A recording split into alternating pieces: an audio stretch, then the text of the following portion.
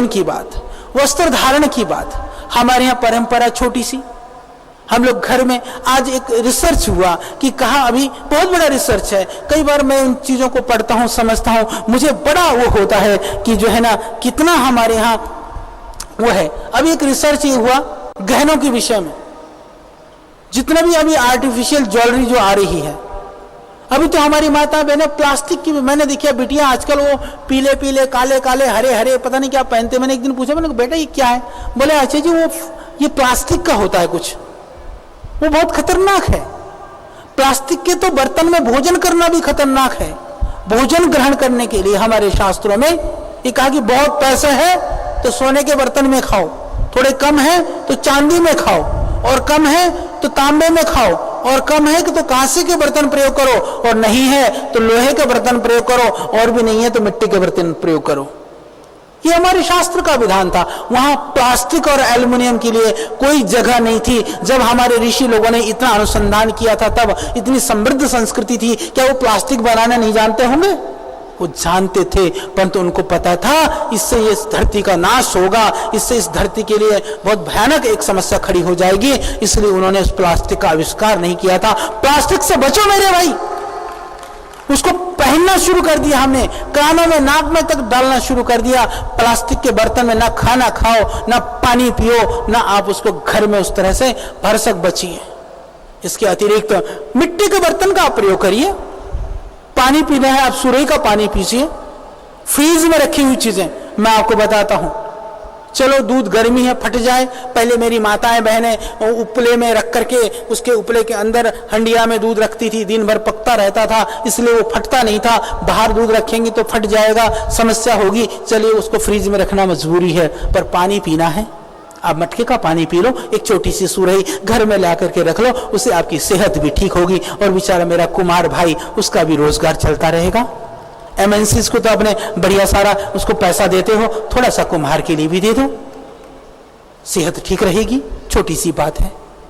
घर में जो है आप बर्तन के लिए सावधानी रखिए, बचिए, प्लास्टिक वगैरह का प्रयोग ना करिए, एल्युमिनियम का प्रयोग मत करिए। फ्रीज के संदर्भ में दो सावधान मैं जरूर करना चाहता हूं कि कभी भी कोई भी पदार्थ भोजन आदि बना करके फ्रीज में मत रखिए, मत रखिए फ्रीज में।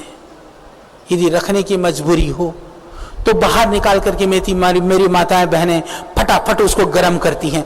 ठंडे को बाहर निकाला और तुरंत गैस पे चूल्हे पे चढ़ा दिया। मैं सब माताओं बहनों से, पूरे देश की माताओं से निवेदन करता हूं कि तुरंत ठंडी चीज को गर्म से करेंगे, उसमें ऐसा रिएक्शन होता है कि कैंसर जैसे भयानक बीमारियां आपकी थोड़ी सी असावधानी से वो पैदा हो सकती है, उससे बचिए।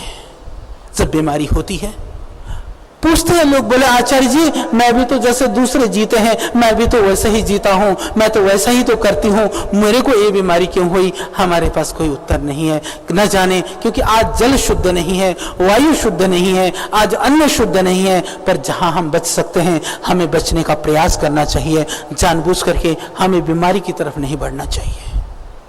तो उसका सेवन हम ना करें।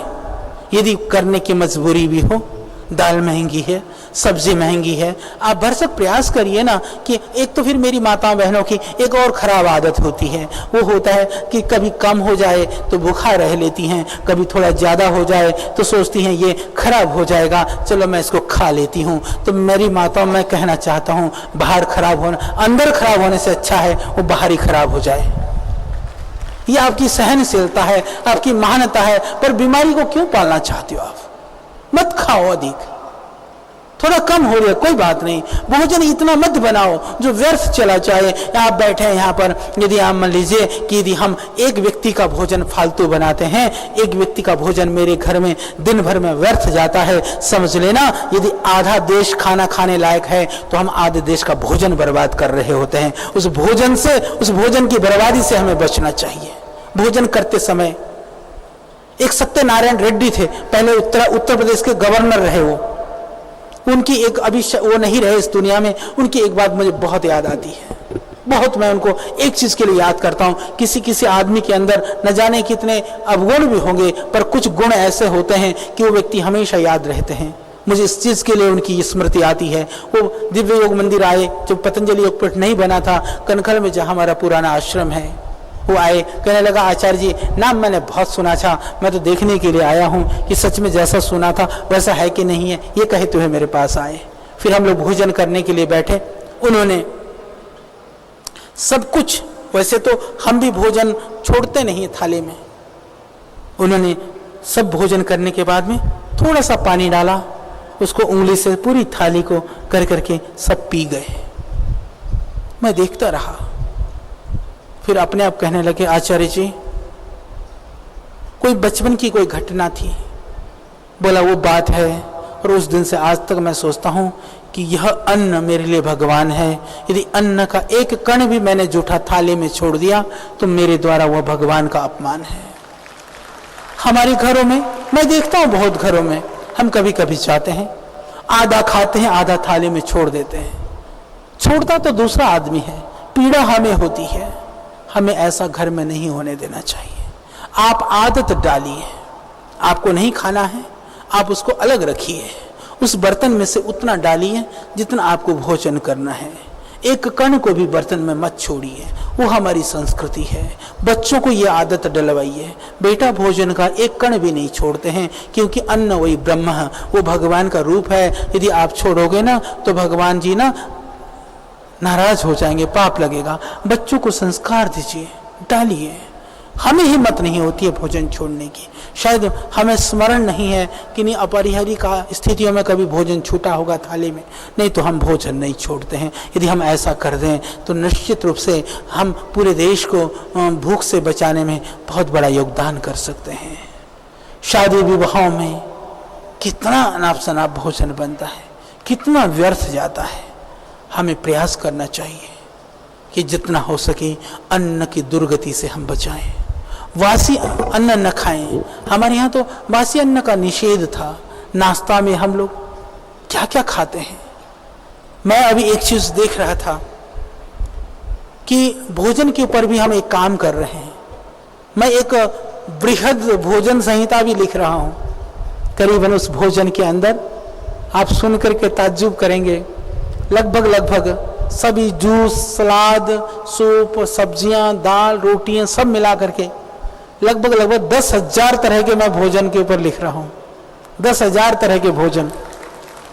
क्योंकि मेरे दिमाग में एक बात आई, वो कहानी लंबी हो जाएगी, मैं बच के अपने विषय पर टिका हुआ हूं क्योंकि बात इधर उधर ना हो जाए, इतना समझिए।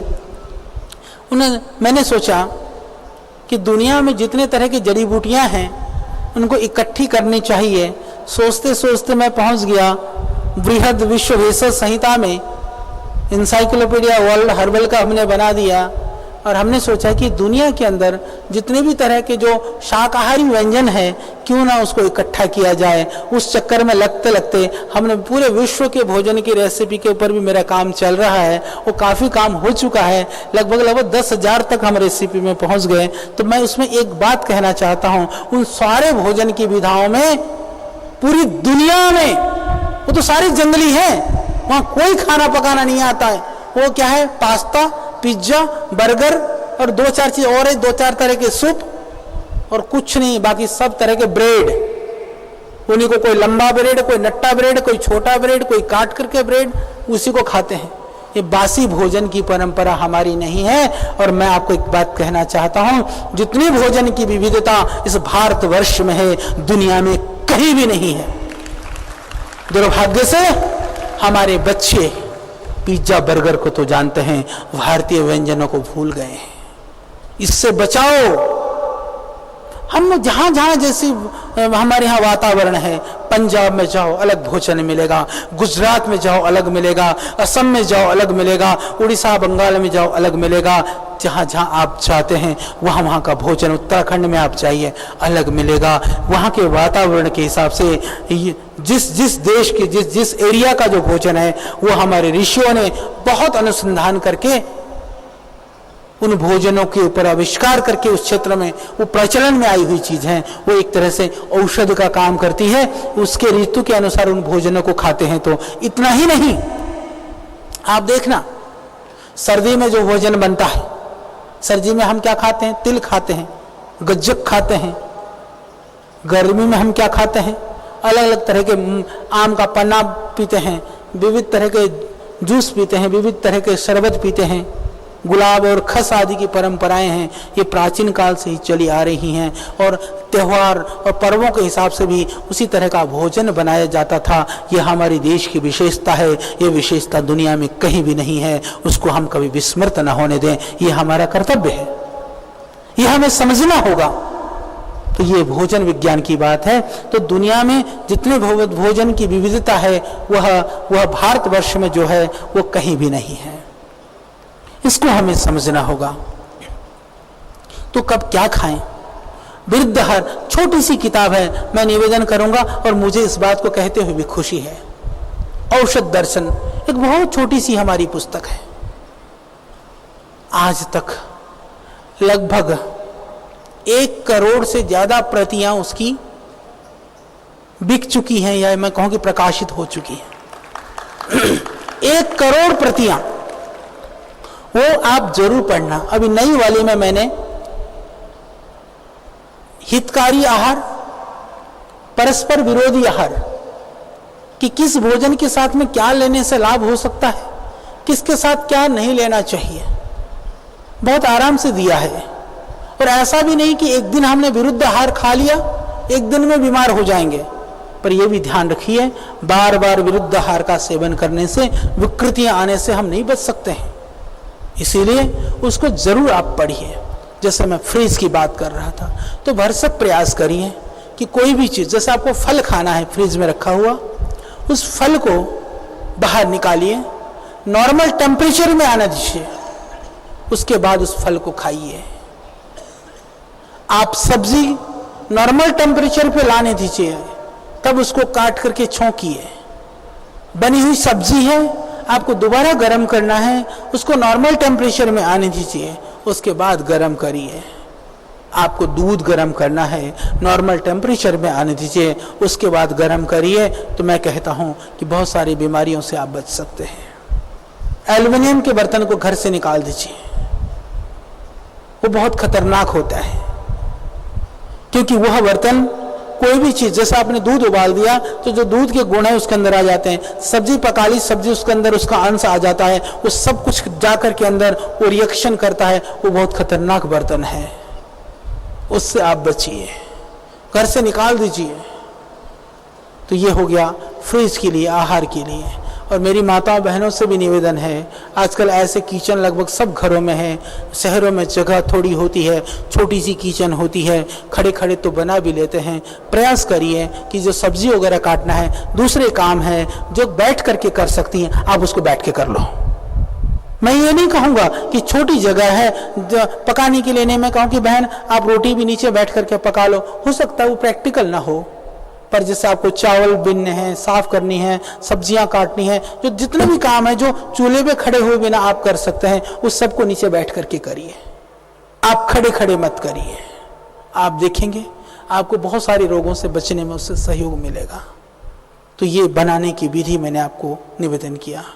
इसी तरह से खाने के संदर्भ में कि हमारे यहाँ तो शांत रह करके खाने का विधान था और एक साथ बैठ करके खाने का विधान था। घर में इतनी सी आदत डाल लीजिए, सभी भाई बहन एक साथ बैठ करके एक समय कम से कम घर में, जो परिवार के सदस्य हैं, सुबह कोई स्कूल जाता है बच्चा, कोई ड्यूटी जाता है, कोई कहीं जाता है, शाम को प्रयास करें थोड़ा सा जल्दी घर लौट आएं, समय पर खाना खाएं, सब एक साथ बैठ करके खाना खाएं।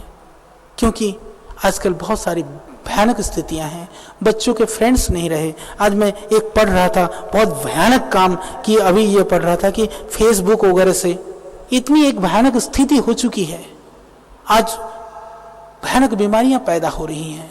मैं समझता हूं कि टेक्नोलॉजी हमारे लिए उसकी हमारे जीवन की आवश्यकता है, पर आप इसको भी समझिए, बहुत सारी बीमारी के कारण भी हमारी टेक्नोलॉजी है।